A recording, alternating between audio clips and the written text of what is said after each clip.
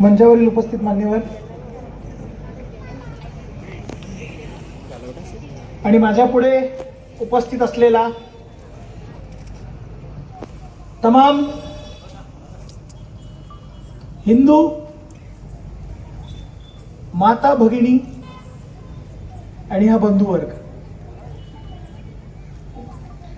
मी भाषण सुरू व्हायच्या पहिलेच सांगतोय,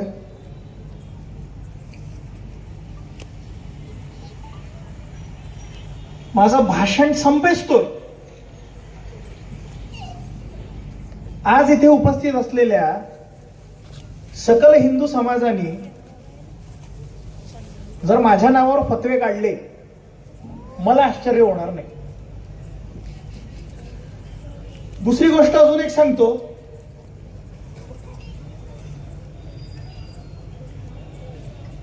मी परधर्मीयांना, परकीय धर्मीयांना आरशा दाखवायला उभा राहत नाही. मला काही घेणं देणं नाही त्यांच्याकडनं. माझ्या घरातले लोक कसे वागताय, माझे लोक कसे वागताय, माझा प्रश्न त्यांच्याशी आहे, माझं उत्तर त्यांच्याकडून मला हवं. 350-400 वर्षांपूर्वी या महाराष्ट्रावर जेव्हा हैदोस माजलेला होता, तेव्हा छत्रपती शिवाजी महाराजांनी स्वराज्याच्या निर्मितीसाठी आणि धर्माच्या रक्षणासाठी जेव्हा हातामध्ये तलवार घेतली आणि स्वराज्याची स्थापना केली, तेव्हा आपण असं सांगितलं की छत्रपती शिवाजी महाराज हे स्वयं नरसिंह आहेत, म्हणे स्वयं शंकरजी आहेत. नरहर कुरुंदकर असं म्हणतात की तुम्हाला शिवाजी जर समजून घ्यायचा आहे ना, मी मुद्दाम छत्रपती शिवाजी महाराज नाही म्हटलं, फक्त शिवाजी म्हटलं. काय लक्षात घ्या, छत्रपती होण्याआधी आणि नावापुढे महाराज लागण्याआधी महाराजांना फक्त माणूस म्हणून समजून घ्या. नरहर कुरुंदकर काय म्हणतात, शिवाजी महाराज महाराज म्हणून नाही, शिवाजी जर समजून घ्यायचा असेल तर थोडंसं शिवाजी व्हावं लागेल. कोण आहोत आपण, कुठल्या समाजातले लोक आहोत आपण, कुठल्या राष्ट्रातले लोक आहोत आपण. समस्त विश्वात जर असं कुठलं राष्ट्र आहे जे मोठ्या अदबने हे सांगू शकते की ज्ञान समुचे विश्वाच्या आधी इथे येऊन टेकलंय, ते राष्ट्र आहे आपलं भारत. समस्त विश्वात जर असं कुठलं राष्ट्र आहे जे मोठ्या अदबने हे सांगू शकते की त्यांची संस्कृती ही विश्वातली सगळ्यात पौराणिक संस्कृती आहे, ते राष्ट्र आहे माझं भारत. भारत एक असं राष्ट्र जिथं 16 वर्षाच्या लहान पोरांनी स्वराज्याची वीट ठेवली. भारत एक असं राष्ट्र जिथल्या महिला अशा लढल्या की इंग्रजांनी त्यांना खूप लढी मर्दानी होतो झांसी वाली राणी म्हटलं. भारत एक असं राष्ट्र जिथला एक राजकुमार समस्त राजवैभवाचा त्याग करून समस्त विश्वाला शांतीचा पाठ द्यायला निघाला आणि समस्त विश्वानी त्याला गौतम बुद्ध म्हटलं. भारत एक असं राष्ट्र जिथला एकच संन्यासी हा शिकागोला जाऊन त्यांनी एका वाक्यामध्ये समस्त शिकागोला my brothers and sisters of America म्हणून एका वाक्यामध्ये शिकागोला टाळ्या वाजवण्यास हतबल केलं. भारत एक असं राष्ट्र जिथले आपण लोक, जिथला सगळ्यात मोठा समाज ज्याला आपण हिंदू समाज म्हणतो, तो समाज ज्या समाजाने या राष्ट्रामध्ये, या राष्ट्राच्या गर्भाशयामध्ये विश्वाच्या सगळ्या धर्मांना स्थान दिला. भारत एक असं राष्ट्र जिथं गुरुद्वाऱ्यामध्ये गुरुबाणी बरोबर, मशिदांमध्ये मशिदीच्या त्या अजान बरोबर, मंदिरांमध्ये घंटांचा नाद ऐकू येतो, ते राष्ट्र म्हणजे भारत राष्ट्र. आणि त्या भारत राष्ट्राचे आपण लोक ज्यांना आपण म्हणतो हिंदू समाज,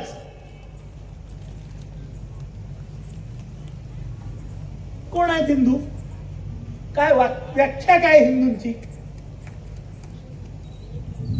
वाजवून घ्या, नंतर वाजणार नाही टाळ्या. मी लिहून देतो ही गोष्ट. कोण आहेत हिंदू? काय व्याख्या आपली हिंदूंची? हिंदू म्हणजे वेदांमध्ये आपण सांगतो ज्ञानदैवतु कैवल्यम. ज्ञानदैवतु कैवल्यम म्हणजे ज्ञानाची उपासना करून आम्ही ईश्वरापर्यंत पोहोचू शकतो, ते म्हणजे हिंदू. नाही, चूक. ज्ञानाची उपासना करून आम्ही स्वयं ईश्वर होऊ शकतो, ते म्हणजे हिंदू. म्हणजे आम्ही काय म्हणतो? अहम ब्रह्मास्मी. आम्ही स्वयं ईश्वर होऊ शकतो. आमची संतांची परंपरा आहे. आम्ही ते लोक आहोत ज्यांनी विठ्ठलाला विटेवर उभा केलाय.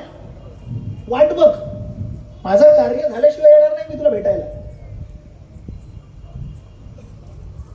काय झालं तुमच्या समाजाचं आणि काय झालं तुमच्या धर्माचं?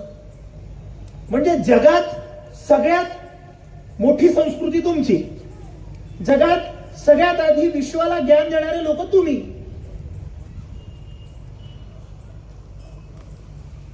350 वर्षाची गुलामी, 750 वर्षाची गुलामी.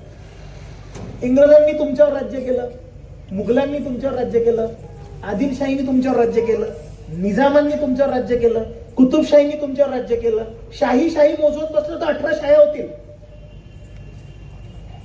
पोर्तुगालीने तुमच्यावरती राज्य केलं. इतकं राज्य केल्यावरही ते राज्य करत आहेत तुम्हाला कळत नाहीये. आणि तरी आम्ही छाती फुगून सांगतो की आम्ही गर्वाने कोण आहोत? हिंदू आहोत. स्वामी विवेकानंद असं म्हणतात की शक्ती हे जीवन आहे, दुर्बलता मृत्यू आहे. मी तुम्हाला भाषण संपत पर्यंत हे पटवून देऊ शकतो की तुम्ही सगळे गुलाम आहात. हा समाज षंडत्व पत्करलेला समाज आहे, लक्षात घ्या. का सांगतोय लक्षात घ्या. स्वामी विवेकानंद काय म्हणतात? शक्ती म्हणजे जीवन, दुर्बलता म्हणजे मृत्यू. 3 प्रकारची शक्ती सांगितली आहे. कुठल्या कुठल्या प्रकारची? बुद्धीची, आत्म्याची, शरीराची. बुद्धी, आता सर बोलून गेले, मी सरांना कापत नाहीये बरं, मला मास्तरांना कापायचं नाहीये. हा प्रश्न तुमच्यासाठी आहे. जे झालं गेलं गंगेला मिळालं, आज आपण काय करतोय त्याच्याकडे लक्ष द्या. मला प्रश्न असा विचारायचा आहे, मॅकोलेनी या राष्ट्राची शिक्षण व्यवस्था पार बिघडवून ठेवली, बरोबर? मॅकोले आला, त्यांनी त्या इंग्लंडच्या पार्लमेंटमध्ये प्रण घेतलेला होता, म्हणे जितका मोठा भारत आहे त्या भारतामध्ये सगळ्यांना ख्रिस्त करून सोडून पडेल. जर शरीराने आणि धर्माने जरी नाही झाले तरी बुद्धीने करून सोडणार आहे. बिलकुल बरोबर आहे ना? तुमचं मूळ रामायण आणि तुमचं मूळ महाभारत हे आपण कुठून शिकलो? आपण महाभारत आणि रामायण शिकलो सिरियलीतनं, बरोबर? म्हणजे रावण कसा होता? दरवर्षी राखीला आपल्याला एक पोस्ट येते आपल्या व्हॉट्सअपवरती. रावण कसा होता? आपल्या बहिणीसाठी संपुष्ट लंका जाळून घेणारा तो रावण. भाऊ कसा असावा? रावणासारखा असावा. आपलं रामायण, आपलं महाभारत वाचलाय आपण कधी? मॅकोलेनी रामायणाने महाभारताला हात लावलेला नाहीये, मी लिहून देऊ शकतो. रामायणामध्ये कुठेच उल्लेख नाहीये की रावण हा शंकराचा भक्त होता. वाल्मिकी रामायणामध्ये हा उल्लेख कुठे दिलेला मला दाखवा. वाल्मिकी रामायणामध्ये कुठेच उल्लेख नाही आहे की रावणाने मा सीतेला हात लावलेला नव्हता. मा सीता स्वतः जाऊन बसलेल्या होत्या का मग पुष्पक विमानात? तर रोज रावण सांगायचा मा सीतेला, काय सांगायचा? की सीता जर तू उद्या माझी झाली नाही, तुकडे करून तुला मी नाश्त्यामध्ये खाऊन घेईन. रावणाचे वाक्य आहेत ते. रावणाच्या भरात दरबारामध्ये डिस्कशन तिथं झालेलं होतं. म्हणे तुम्ही बळजबरीने सीतेबरोबर बळजबरी करा. म्हणे मी एका अप्सरेबरोबर बळजबरी केली, मला ब्रह्मदेवानी श्राप दिलेला आहे, म्हणून मी तिच्या बरोबर बळजबरी करू शकत नाहीये. हनुमंत जेव्हा सीतेला अंगठी द्यायला गेले तेव्हा हनुमानजी सांगतात की मी लंकेमध्ये रावणाकडे लाखोपेक्षा जास्त पळून आणलेल्या परस्त्रींना बघितलेलं आहे. रावण सीतेला काय सांगतोय, माझा धर्म आहे. आणि आपण काय केलं, रावण उदार होता. उज्जैनमध्ये आता रावण जाळू नका, रावण जाळू नका, कारण रावण परखड परम पंडित होता, म्हणून रावण जाळू नका. मोर्चा बिरचा काढला त्या लोकांनी. रामायण हे तुमचं ग्रंथ आहे की ख्रिश्चनचा ग्रंथ आहे? रामायण हे तुमचं ग्रंथ आहे की परधर्मियांचा ग्रंथ आहे? अरे मॅकॉलेनी जे वाचलं नाही ते तुम्ही सुद्धा वाचलं नाही, तुम्ही मॅकॉलेला काय शिवाय घालताय? दानवीर कोणासारखा असावा, कोणासारखा असावा? कर्ण दानवीर होता. वाचलाय कधी महाभारत? माहितीये कर्ण कसा होता? इंद्र जेव्हा कर्णाला कवच कुंडल मागायला आला तेव्हा इंद्रांनी आनंदी होऊन त्याला वरदान दिलेलं नाहीये. कर्ण मागतोय त्याला, म्हणजे मी कवच कुंडल देईन, तू मला असं अस्त्र दे की जो माझ्या शत्रू विरोधात फेल होणार नाही. कर्ण जेव्हा दान करतोय, दान करणारी प्रॉपर्टी कर्णाची नाहीये. अंग प्रदेशचा राजा बनवलाय, देणारे कौरव आहेत. आणि जेव्हा तो दान करतोय, मद्र नरेश त्याला म्हणतोय तू दान कशाला करतोय एवढं सगळं मूर्खासारखा? आई बहिणीच्या शिव्या घातल्या त्यांनी. खोटं बोलत नाहीये. महाभारत काढून कधीतरी वाचा. मला तुम्हाला एक साधा प्रश्न विचारायचा आहे. जो समाज मुळात आपला रामायण आणि महाभारत वाचवू शकत नाही, तो समाज हिंदू धर्म वाचवणार आहे? तुमचे मूळ ग्रंथ बिघडवले गेले, तुम्ही आपले मूळ ग्रंथ वाचवू शकले नाही, तुम्ही हिंदू धर्म वाचवणार आहे? हिंदू राष्ट्र घडवणार आहे? राष्ट्राला विश्वगुरु बनवायचं आहे म्हणे. विद्यार्थी कोण बनणार आहे तुमचं? तुमचा विद्यार्थी बनायला तयार कोण आहे? अरे जो राष्ट्र प्रत्येक राज्यातला एक हिंदू दुसऱ्या राज्यातल्या हिंदू बरोबर जर भाषेवर भांडण करत असेल, जातीपातीमध्ये वाटला गेला असेल, ते राष्ट्र विश्वगुरु व्हायचं स्वप्न बघताय. आमची जात मोठी, आमची भाषा मोठी. केरळमध्ये बसलेला मुसलमान हा काश्मीरमध्ये बसलेल्या मुसलमानाबरोबर कधीच हुज्जत घालत नाही की तू हिंदीमध्ये किंवा मल्याळम मध्ये का बोलत नाहीये. कधीच हुज्जत घालत नाही. आपण घालतो. माझी जात मोठी, आमची जात मोठी, आमच्या जातीचा इतिहास आहे. तुझ्या जातीचा इतिहास नाहीये. जातीमध्ये पैदा झालेल्या महापुरुषांचा इतिहास आहे. तू महान होऊ शकला नाही म्हणून त्या महापुरुषाला खेचून तू परत जातीत घेऊन आलेला आहे. महापुरुष जातीसाठी लढतात का? समाजासाठी लढलेले महापुरुष आहेत ते. आणि ज्या जातीवाद्यांना खरंच वाटतं की त्यांची जाती महान आहे, मग आपण जेव्हा कम्युनिस्टांना जिहाद्यांना म्हणतो की तुम्ही पाकिस्तानात जा, पहिले जायची सोय तुमची करायला पाहिजे. समोरचा तुमचे गळे कापताना जाती बघून तुमचे गळे कापणार नाहीये. मग जेव्हा कणपटी फुटतील, गळे कटतील आणि पार्श्वभागावर जेव्हा तुमच्या लाथा पडतील, तेव्हा तुम्हाला कळेल की जातीचा अभिमान काय असतो. बांगलादेशमध्ये मारताना, पाकिस्तानमध्ये मारताना तुमची जाती बघून मारत नाही. मग बॉर्डर क्रॉस केल्यावर तुमच्या जातीला जर कुत्रा मोजत नसेल, कुठल्या जातीचा अभिमान बाळगून बसले तुम्ही?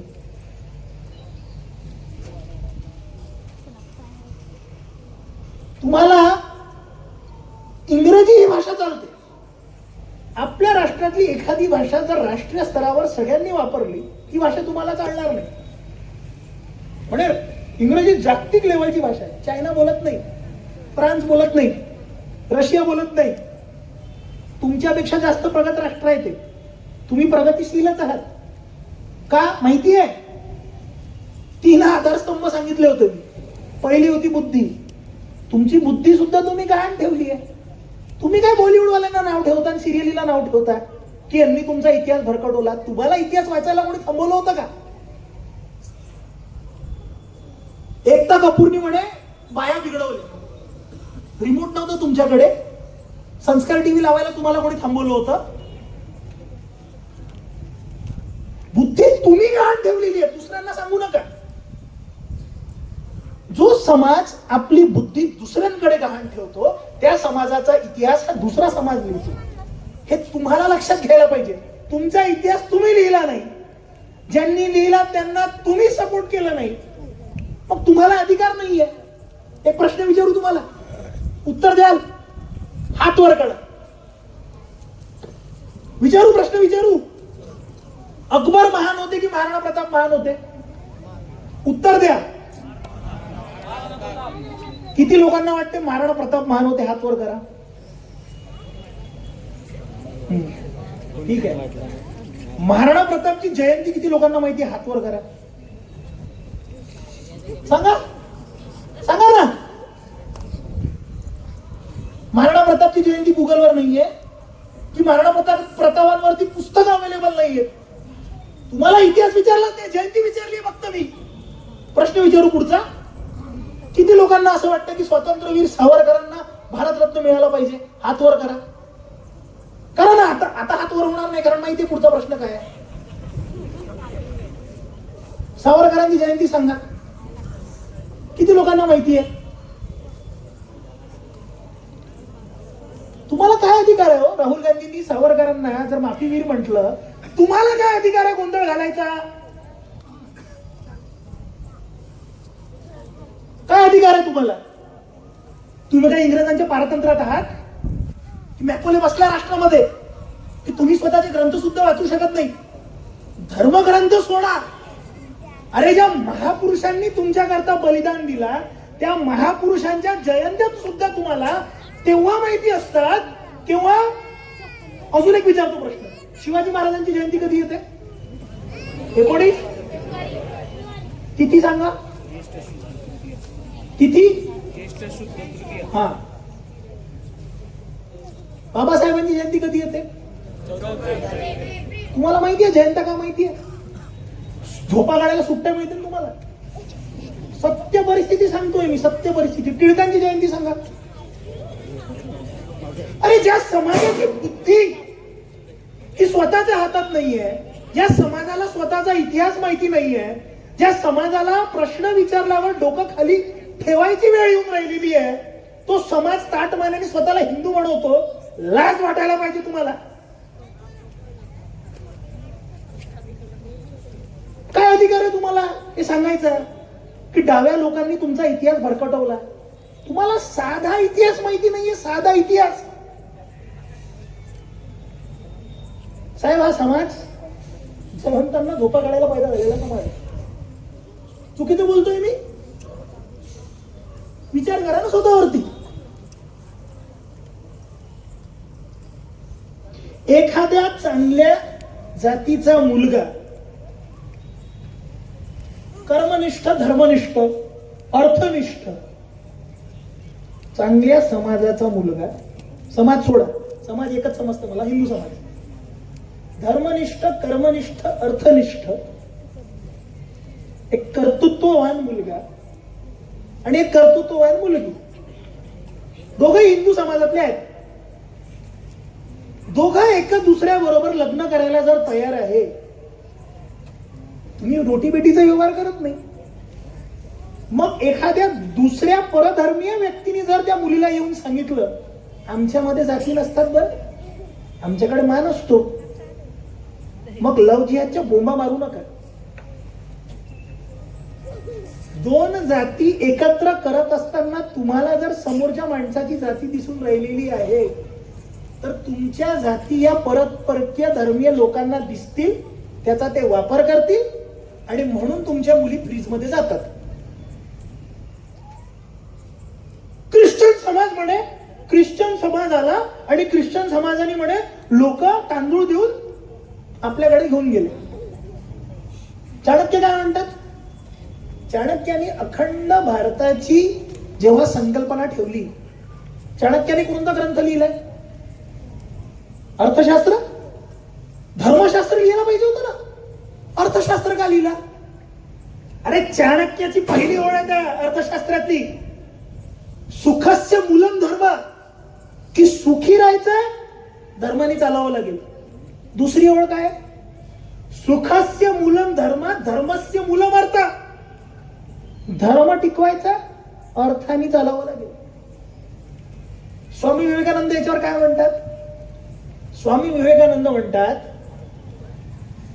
तुळशीपेक्षा जास्त महत्व वांग्याचं आहे. का बरं वांग्याचं आहे? तुळशी पूजनीय आहे, त्याला कोणीच अमान्य करत नाहीये. अरे पण लोकांचे पोटाचे खळगे भरले नसतील, पाठी कशा ताट होणार आहे? मग ज्या लोकांच्या प्लेटांमध्ये तांदूळ तुम्हाला पोचवायला पाहिजे, ते जर दुसरे लोक पोचवत आहे, तुम्हाला बोलायचा काय अधिकार आहे की त्यांनी धर्म सोडला? मानसिकरित्या जातीपातीचं राजकारण करून स्वतःच्या जातीला मोठं ठेवून आमची जात कशी मोठी आणि तुम्ही गावाबाहेर का राहायचं हे वर्षानुवर्ष सांगणारे आपण, जेव्हा त्यांना आर्थिक मदत हवी होती, आर्थिक मदत न पोहोचवणारे आपण, मग ज्यांनी मान दिला, नोकरी दिली, आर्थिक मदत पोहोचवली जी तुमच्याकडून जायला पाहिजे होती, तुम्हाला काय अधिकार आहे प्रश्न विचारायचा की त्यांनी तांदळासाठी धर्म का सोडला? प्रत्येक व्यक्ती हा छत्रपती संभाजी महाराज होऊ शकत नाही.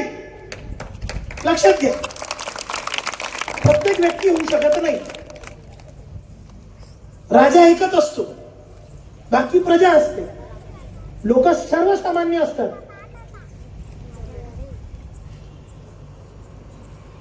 एका माणसाला, लक्षात घ्या, राजा कॅटेगरीचा माणूस हा तुमच्यावर जेव्हा आघात करेल, तो आघात किती मोठा असू शकतो लक्षात घ्या. एका माणसाने सत्याग्रह केला, म्हणे मला 14 तळ्यातलं पाणी प्यायचं आहे, पिऊ दिलं तुम्ही? नाही. त्या माणसाने पिलं पाणी. दुसऱ्या दिवशी 151 ब्राह्मण बसून तिथे शुद्धीकरण केलं गेलेलं होतं, बरोबर? काळाराम मंदिरात जायचं होतं, जाऊ दिलं नाही. त्या माणसाने बौद्ध समाज घेऊन ते समाजातून वेगळे झाले, इतका मोठा हिंदू धर्माचा तुटवडा पडला. त्यानंतर सुद्धा आज तुम्हाला जर कळत नसेल की फक्त एक शिकला सवरलेला माणूस समाजाला दिशा देऊन समाज वेगळा करायची ताकद ठेवतो. मी बौद्धांना अहिंदू समजत नाही, मेरे हिसाब से वो मेरे लिए रूठे हुए हिंदू है. माझा आयुष्यभर प्रयत्न राहील त्यांना एकत्र करायचा, पण आज ते एकत्र यायला तयार आहेत का? तुम्ही स्वतःला विचारा. का? बाबासाहेबांनी भारताचं संविधान लिहिलं, ठीक आहे, इतक्या वर्ष स्वीकार करायला तयार नाही. बाबासाहेबांनी लिहिलंच नाही, इतके लोक होते. मग मध्ये त्यांना कोणीतरी दुसरा एक माणूस माहिती पडला, मग त्यांचं नाव. तुम्हाला बाबासाहेबांच्या 22 शब्द दिसतात, म्हणजे बाबासाहेबांनी 22 शब्द घेतला, हिंदू धर्म स्वीकार करणार नाही, असं करणार नाही. क्रोनॉलॉजी क्यों चेंज कर रहे हो आप? ज्या वेळेला त्या माणसाने काळारामच्या मंदिरामध्ये जायचा प्रयत्न केला, तुम्ही जाऊ दिलं का? त्या माणसाने 14 तळ्यामध्ये पाणी प्यायचा प्रयत्न केला, तुम्ही पिऊ दिला का? क्रोनॉलॉजी का चेंज करताय तुम्ही? ही क्रोनॉलॉजी आज भारतामध्ये कितीतरी विविध ठिकाणी होऊन राहिलेली आहे आणि तुम्ही म्हणता आम्हाला गरज नाहीये तुमची. अरे तांदळासाठी धर्म सोडणारे लोक आहात तुम्ही, मग तांदूळ सप्लाय करून दाखवा ना. तुमचा माज, तुमची अमिरी फक्त तुमच्या घरापुरती आणि तुमच्या जातीपुरती का? जाती बाहेर कुत्रा मोजत नाही तुम्हाला की मोजणारे फक्त जातीतले आहेत?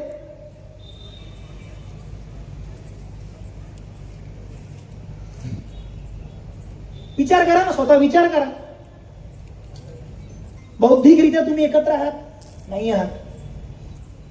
शरीर, बरोबर ना? शरीर, भारताचं शरीर, हिंदू धर्म हे भारताच्या शरीरातला सगळ्यात मोठा भाग आहे. त्या शरीराचे किती तुकडे झाले विचार करा. जातीच्या नावावर, धर्मामध्ये पंथांच्या नावावर. तुमचं शरीर तुमच्याकडे नाहीये, तुमची बुद्धी तुमच्याकडे नाहीये, आत्मा आत्मा आहे तुमच्याकडे. विचारा ना, स्वतःला विचारा, आत्मा आहे का?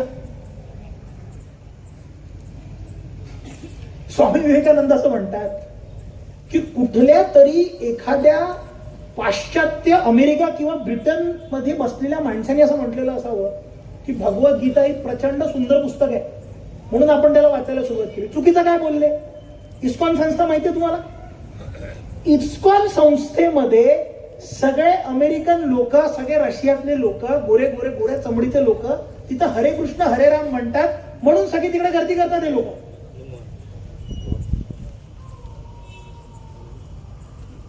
किती अध्याय आहेत भगवद्गीतेत? किती कमी आवाज येते, लक्षात घ्या. तुमचे ग्रंथ सुद्धा तुम्ही वाचत नाही. रामायण महाभारतापासून सुरुवात केली मी. अरे तुमची बुद्धी तुमच्याकडे नाहीये, तुमचं शरीर तुमच्याकडे नाहीये, तुमची आत्मा तुमच्याकडे नाहीये. हिंदू राष्ट्र घडवणार तुम्ही? हिंदू राष्ट्र स्वतःचं घर वाचवलं तरी पुरे. प्रत्येकाला 2 किंवा 3 अपत्य असावे, स्वीकार करतो. ते धर्म सोडा, ते भारतीय एक तुम्ही पूर्ण राष्ट्र म्हणून विचार केला तरी ते चुकीचं आहे, कारण तुम्हाला 3 अपत्य असले पाहिजे. त्याच्यामध्ये खूप सारे पॅरामीटर्स आहेत. एक प्रश्न तुम्हाला विचारायचा आहे मला, प्रत्येकाने 3 अपत्य करावं, प्रत्येकाने 4 अपत्य करावं. दत्तक घ्यायची प्रथा कोणामध्ये सगळ्यात आधी सुरुवात झाली? पुत्रांना दत्तक घ्यायची प्रथा आपल्यामध्ये सगळ्यात पहिले आपल्यामध्ये सुरुवात झाली ना. कृष्ण कोणाचा मुलगा आहे? त्याचं जडणघडण कोण करत आहे? सख्खी आई आहे का? तुम्हाला राष्ट्र घडवायचं आहे, प्रत्येकाच्या घरामध्ये एक दत्तक पुत्र तुम्ही घेऊन आले, तुम्ही राष्ट्र घडवू शकत नाही का? सगळ्या लक्षात घ्या, ऑर्फनेज होम सुद्धा सगळ्यात जास्त हिंदूंचे नाहीये, ख्रिश्चन लोकांचे आहे. आम्ही का दत्तक घेत नाही? कोणाचं रक्त आहे माहित नाही बाप्पा, नाही कुठल्या जातीचं आहे, कुठल्या पातीचं आहे ते विचार करत नाही. असं सगळा विचार तुमचा असतो. 5 पोरं पैदा करायची आहे ना, 2 पैदा करा, 2 घेऊन या. कारण एक विचार काय आहे तुमचा? सगळ्यात जुना धर्म कोणता? सगळ्यात जुना धर्म सनातन धर्म. मग तेही सगळे हिंदूच आहेत ना. इथे काय आडवं येऊन राहिले तुमचं? गोत्र कोणतं, जाती कोणती, धर्म कोणता, सगळं आडवणार आहे तुमच्या. भाषण सुरुवात करत असताना सगळ्यात पहिले मी काय बोललो की शिवाजी महाराज जर समजून घ्यायचे आहेत तर थोडस शिवाजी व्हावं लागेल. का बोललो? अरे अहम ब्रह्मास्मीचं तत्व आहे ना तो.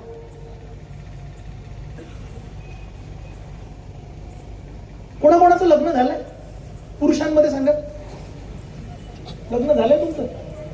लग्न झालंय?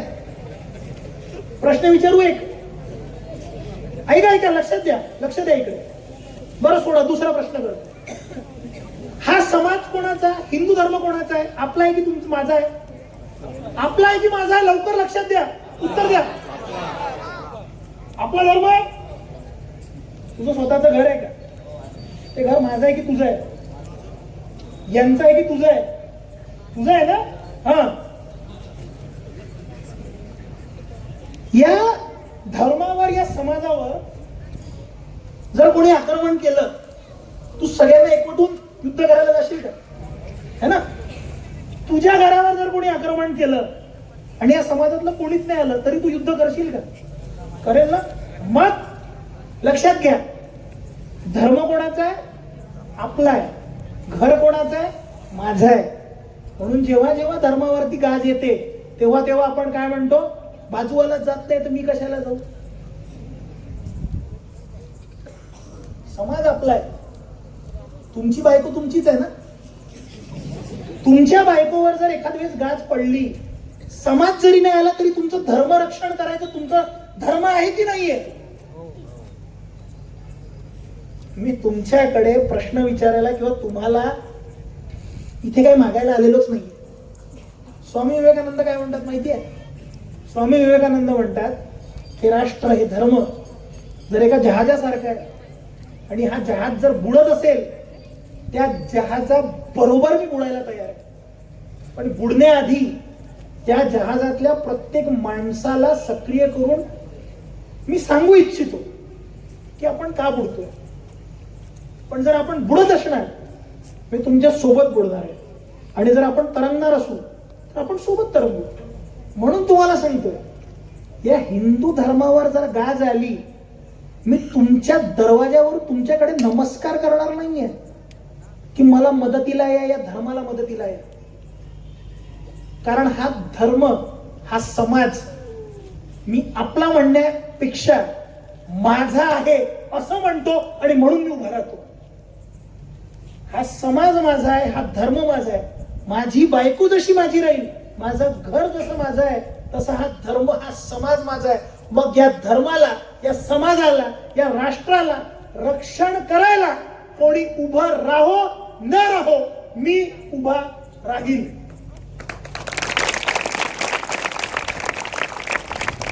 किती लोकांना इकडे वैयक्तिकरित्या ओळखतो मी? वैयक्तिकरित्या किती लोकांना ओळखतो? मी नाही ओळखत ना. कधीतरी कुठल्या तरी इंस्टाग्रामच्या किंवा व्हॉट्सअपच्या किंवा युट्यूबच्या पेजवर कधीतरी मी टाकलाय, हा माझा व्याख्यानाचा नंबर आहे, मला कॉल करा, बोलवा. म्हटलं मी कधीच बोललेलो नाहीये. मी का बोलवलं मला? कारण मी ताट मनाने सांगतो, बुद्धीने, शरीराने, आत्म्याने मी कोणाचा गुलाम नाहीये. हा गर्व आहे, अहंकार आहे? नाही. अनुभव आहे, अनुभूती आहे. मी माझी खात्री घेऊ शकतो. का घेऊ शकतो माहितीये तुम्हाला? ज्या माणसाने, ज्या माझ्या राजाने मला तुम्हाला लोकांपुढे, या समाजापुढे, या राष्ट्रापुढे उभा राहायची ताकद दिली ना, तो माझा राजा, राजा शिव छत्रपती. मी मेलो ना, मेल्यावर जेव्हा माझ्या राजापुढे उभा राहील, तेव्हा ताट मानाने माझ्या राजाला सांगेन की तुला अपेक्षित असलेला मावळा जसा पाहिजे ना राजा, तसाच आयुष्य जगून आलेलो आहे मी आज जरी मेलो तरी माझ्या राजाला सांगू शकतो. तुम्ही स्वतःला प्रश्न करा ना. राजाने प्रश्न केला तुम्हाला, बौद्धिकरित्या काय केलं? राजा सिरियली बघितली. आत्मा काही एखाद्या वेळेस एखादी रील आली तर बघून घेतो.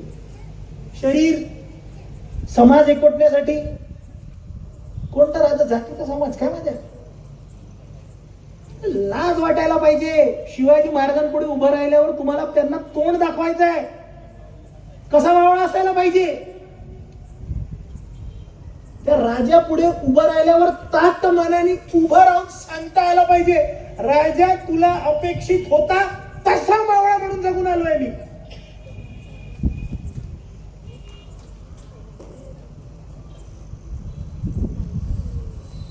इंस्टाग्राम उघडा, आपलं व्हॉट्सअपवर बघा, युट्यूब, आपला मोबाईल काढा, मोबाईलवरती इंस्टाग्राम उघडा, 2 मिनिटं उघडा, लवकर उघडा. एका प्रश्नाचं उत्तर द्या मला पटकन. आता माझी आयडिया आशिष भारतवंशी, त्याच्या स्टोरीमध्ये एक प्रश्न टाकलाय मी, टाका, उघडा. इंस्टाग्राम असेल तो उघडा आणि त्या प्रश्नाचं उत्तर द्या मला. प्रश्न एवढाच आहे की हिंदूंचे शत्रू हे परधर्मीय आहेत, अजान, आळशी आणि ट्रेंड नुसार चालणारा हिंदू स्वतः आहे. उत्तर द्या मला. 2014 नंतर वाढलेली गर्दी आहे ना, ज्या दिवशी सत्ता जाईल गर्दी अर्धी होणार, लक्षात घ्या. तोंडावर बोलून सांगतोय मी. ते काय साहेब, संघामध्ये 14 नंतर गर्दी वाढली की नाही वाढली? सत्तेच्या मागे धावणारे, संघाच्या मागे धावणारे, 14 नंतर वाढलेली गर्दी आहे ही सगळी. ट्रेंड नुसार चालू नका तुम्ही. तुमच्याकडनं जास्त आम्हाला धोका आहे. आम्ही तुमच्यावर विश्वास करावं, कधी आज या पार्टीत, उद्या त्या पार्टीत, कधी त्या पार्टीत. सत्तेनुसार पार्टी बदलणारे, सत्तेनुसार उड्या मारणारे हे सख्खे कोणाचेच नाहीये. हम कल भी हिंदुत्व के लिए खड़े थे, आज भी है, कल भी रहेंगे.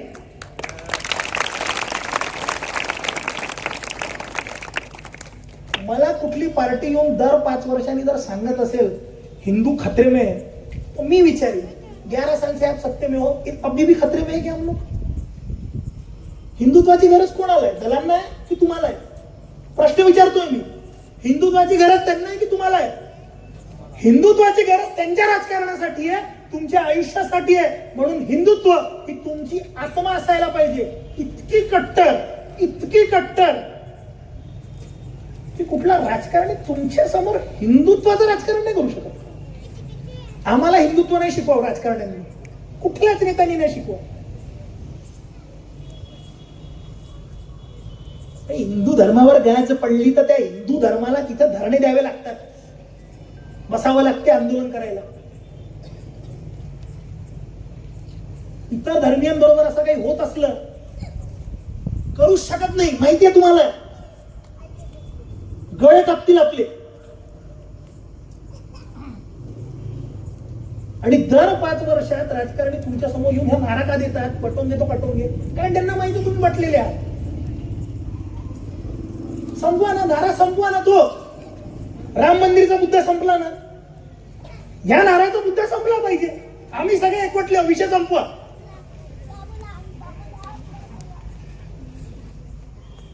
तुम्हाला हिंदुत्व माहिती असेल, तुम्हाला तुमचा धर्म माहिती असेल, तुम्हाला तुमची आत्मा माहिती असेल, तुम्हाला तुमची बुद्धी माहिती असेल,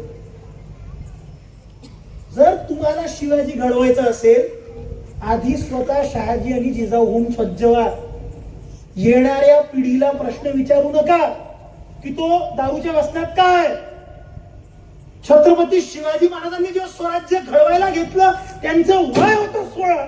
शंभूराजे जेव्हा बलिदानी झाले, वय होतं 32. झाशीची राणी जेव्हा झाशीच्या राणीने बलिदान दिलं, तिचं वय होतं 29. भगतसिंग जेव्हा फाशीवर गेले, त्यांचं वय होतं 24. युवा सळसळत रक्त आहे. मग आमच्या पिढीला सांगू नका की आमची पिढी भरकटली आहे. पुराच्या किडन्या फेल होत असेल तर बापाला विचारा की तो दारू का प्यायचा. तुम्ही स्वतः जर शहाजी आणि जिजाऊ म्हणून सज्ज नाहीये, तर आपल्या घरात शिवाजी जन्माला येणार आहे अशी अपेक्षा करू नका. कारण जर शिवाजी जन्माला घालायचा आहे तर स्वतः आधी जिजाऊ आणि शहाजी व्हावं लागेल. आणि जर ते व्हायचं आहे, आपण कोण आहोत, आपला धर्म काय आहे, आपली बुद्धी काय आहे, आपली आत्मा काय, आपल्या धर्माचं शरीर काय, ते आधी माहिती करून घ्या. ज्याला आपली बुद्धी, आपलं शरीर, आपला धर्म माहिती आहे, ते संस्कार जो आपल्या मुलांमध्ये रुजवतो, तिथं लव जिहाद नाही होऊ शकत. तुम्हीच जर अजान आहात तर तुमची मुलं अजानला जातील.